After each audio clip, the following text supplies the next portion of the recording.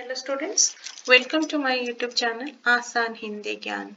Today we are going to learn lesson number 26 from grade 12 Hindi reader book of Tamil Nadu State Board. So this lesson number 26 is the part of the grammar. पद परिचय जिसे हम पदबंदी भी कहते हैं, पद परिचय।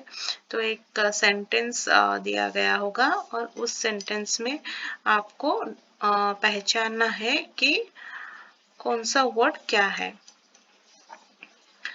यहाँ पर कुछ उदाहरण दिए गए हैं।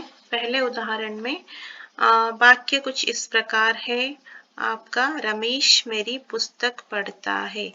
रमेश मेरी पुस्तक पढ़ता है। तो एग्जाम में क्वेश्चन इस तरह से आएंगे, they will give one sentence to you have to identify the पद परिचय individual words. Which word is what?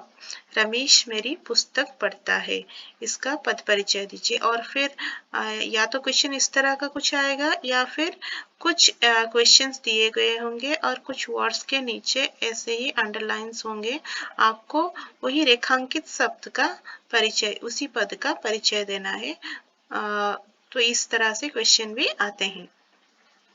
एक तो वाक्य दिया गया होगा, उसमें हर पद का परिचय आपको देना है, या फिर एक वाक्य के अंतर्गत कुछ वर्ड्स के नीचे, कुछ शब्दों के नीचे ऐसे रेखाएं खींची गई होंगी, ऐसे अंडरलाइंस होंगे, आपको उसका परिचय देना होता है।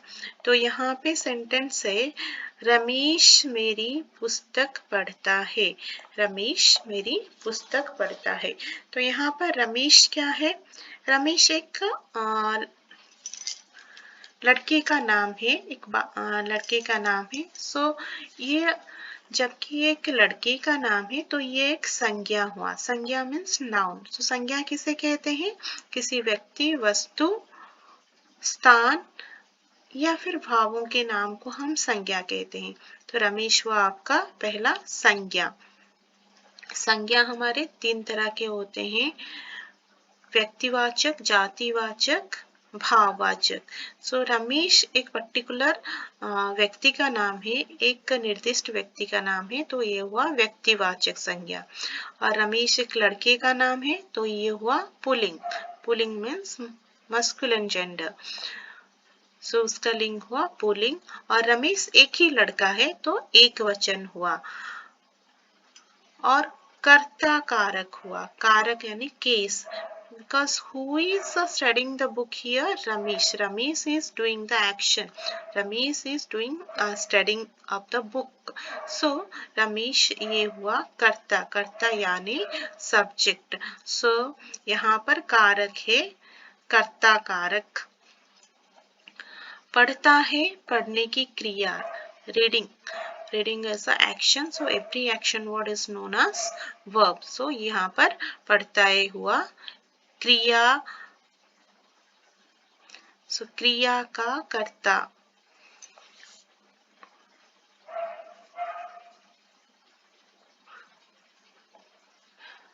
रमेश हुआ पढ़ता है क्रिया का कर्ता है, यानी कि कौन पढ़ रहा है? यहाँ पर रमेश पढ़ रहा है। Who is studying here? Ramesh is studying here. क्रिया क्या हुआ? वर्ब। वर्ब यानी पढ़ता है। पढ़ता है क्रिया, वो क्रिया किसके द्वारा हो रहा है? रमेश के द्वारा। तो रमेश हुआ उस एक्शन का सब्जेक्ट, यानी उस वर्ब का सब्जेक्ट हुआ रमेश, क्रिया का कर्ता। तो रमेश के बारे में अगर हमें परिचय देना होगा तो रमेश एक संज्ञा है, व्यक्तिवाचक संज्ञा है, वो एक पुल्लिंग है, एक वचन है यानी सिंगुलर, कर्ता कारक है, और ये जो क्रिया है यहाँ पर पढ़ता है उसका कर्ता है।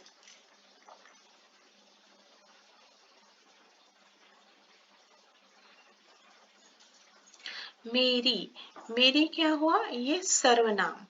सर्वनाम यानी प्रोनाउन। प्रोनाउन किसे कहते हैं?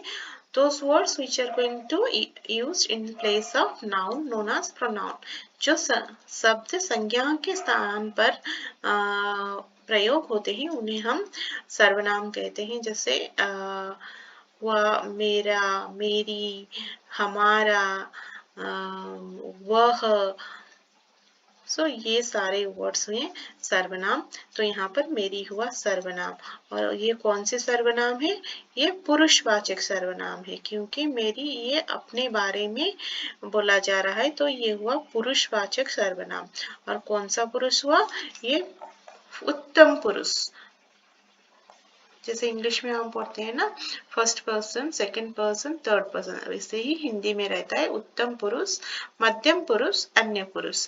जब हम खुद के बारे में बात करते हैं और वक्ता खुद के बारे में कुछ बोलता है तो वहां पर उत्तम पुरुष होता है। वक्ता means speaker, who is speaking the sentence. और मध्यम पुरुष किसे कहते हैं? जो शब्द आपको मतलब वक्ता की वाक्यों को जो सुनता है, who is the listener of the speaker, for them we are using the मध्यम पुरुष।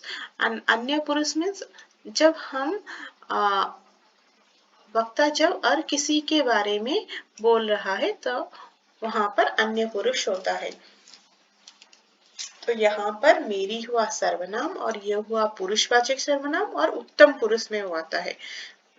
और मेरी जबकि लिखा है तो यहाँ पर जेंडर क्या होगा? स्त्रीलिंग। और एक वचन में होगा मेरी मतलब सिंगुलर, हमारी होगी तो प्लूरल, तो ये हुआ एक वचन।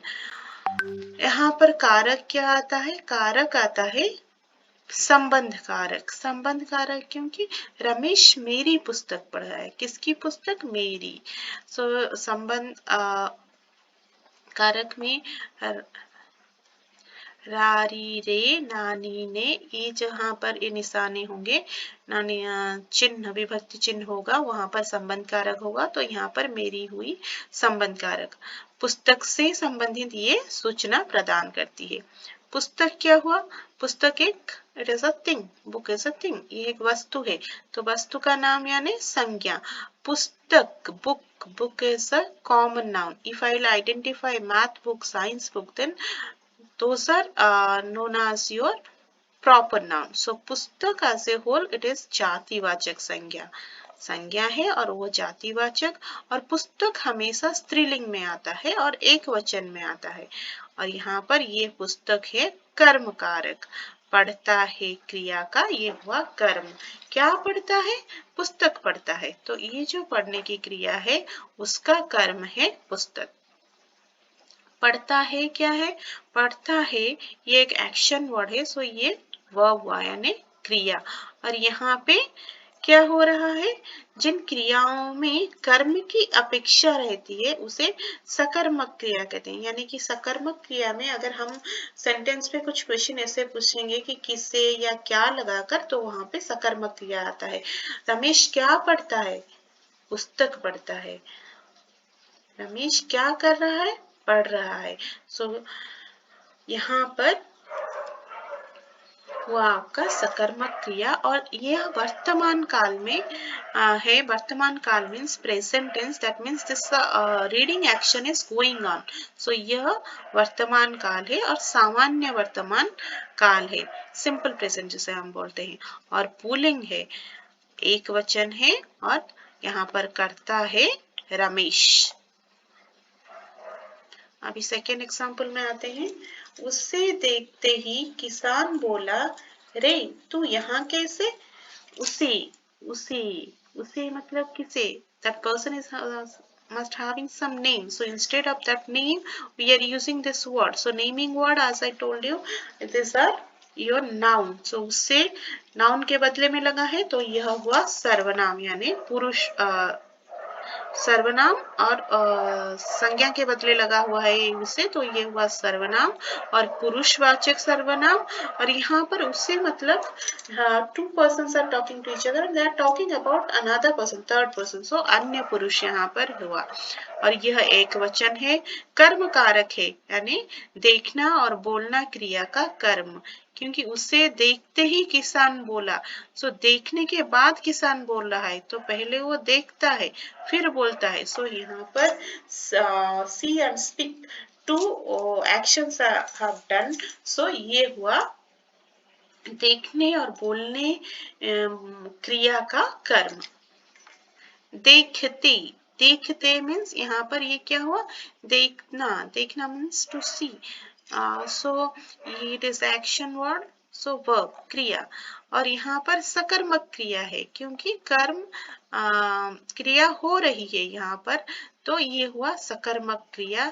इसका यहाँ पर क्या हो रहा है कि कर्म की अपेक्षा रहती है।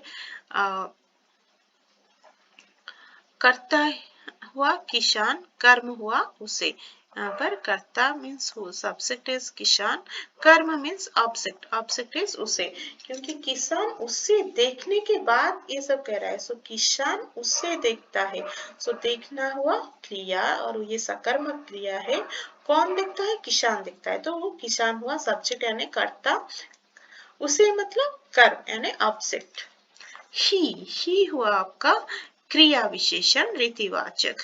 किसान, किसान संज्ञा है और ये एक जातिवाचक संज्ञा। किसान मीन्स फार्मर, सो ये एक नाउन है और it is a common noun. और पुल्लिंग है, एक वचन है, कर्ता कारक है और बोला क्रिया का कर्ता है। यहाँ पर बोला मीन्स टू स्पीक, वो इज स्पीकिंग, सो क्रिया ये verb हुआ बिकॉज इट्स एक्शन वर्ड, और ये सकर्मक क्रिया और ये भूतकाल में है। भूतकाल मीन्स पास्ट टेंस, सामान्य सिंपल पास्ट में है, सामान्य भूतकाल यानी सिंपल पास्ट और पास्ट सिंपल जिसे बोलते हैं हम। पुल्लिंग है, एक वचन है, इसका कर्ता है किसान। रे, रे यहाँ पर विस्मय बोधक यानी आश्चर्य। रे here astonish or this type of thing will come, so ये विस्मयादि बोधक और आश्चर्य सूचक है। तू, तू ये हुआ सर्वनाम, तू सर्वनाम है यानी प्रोनाउन, और ये पुरुषवाचक सर्वनाम है और मध्यम पुरुष है। और पुल्लिंग है, एक वचन है, कर्ता कारक है, हे क्रिया का कर्ता है। ये जो हे जो है, ये जो क्रिया हुआ, वर्ब हुआ, उसका कर्ता है तू। यहाँ एक क्रिया विशेषण है और ये स्थानवाचक है। कैसे, कैसे क्रिया विशेषण और ये रीतिवाचक है। So this is all about your पद परिचय उदाहरण।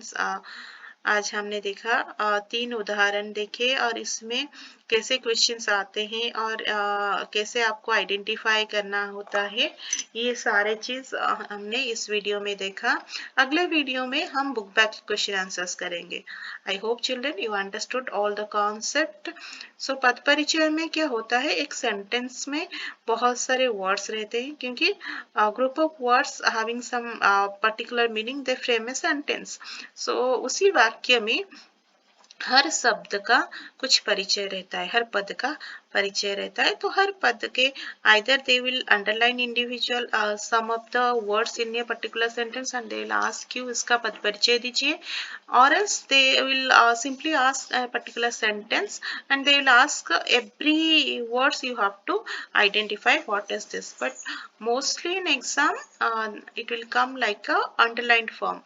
In a particular sentence, 1 or 2 words they will underline and they will ask रेखांकित पदों का परिचय दीजिए।